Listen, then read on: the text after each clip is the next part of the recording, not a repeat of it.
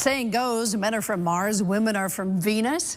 Women seem to be born helpers and diplomats and can multitask like nobody's business. Somebody who has just written all about that in her new book called Happy to Help, Adventures of a People Pleaser, is author Amy Wilson. Amy, welcome. Thank you. Thank you for having me. Love the title. Okay, why'd you write the book?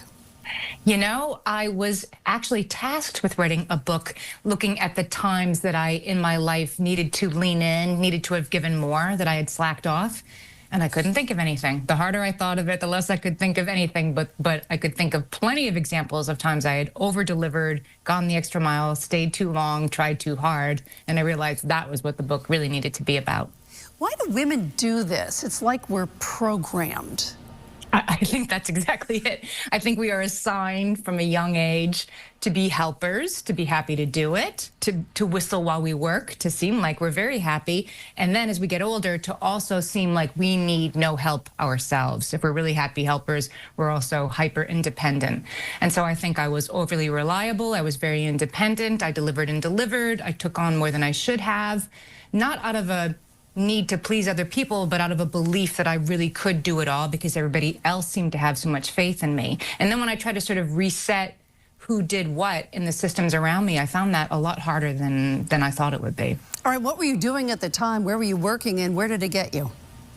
Oh, hell, it was, for me, it was a kid with a chronic illness and then the pandemic. And that was a double whammy, I think, for so many women of things can't continue like they are. I can't do everything I'm doing and then also make 3 meals a day. And for me, I have 3 children, husband, everybody home, and everybody needed their Zoom workspaces that were completely dedicated. And there I was in the smaller and smaller corner of the kitchen table trying to keep my own work going.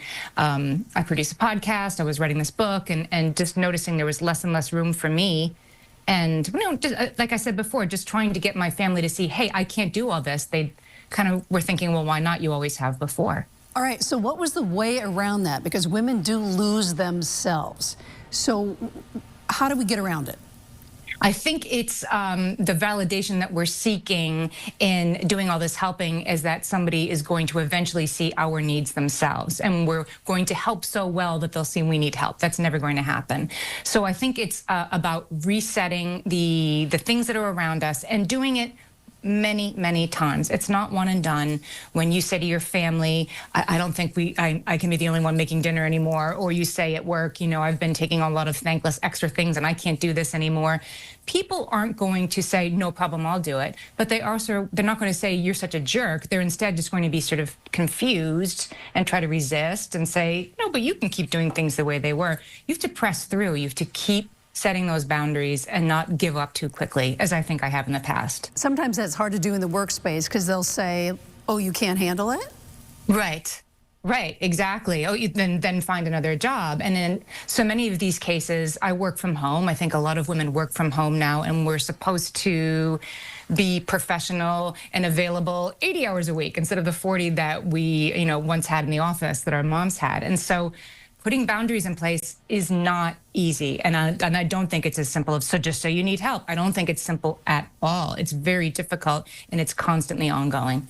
But do it and start. That's right. Anything you learned about writing this book that you didn't know?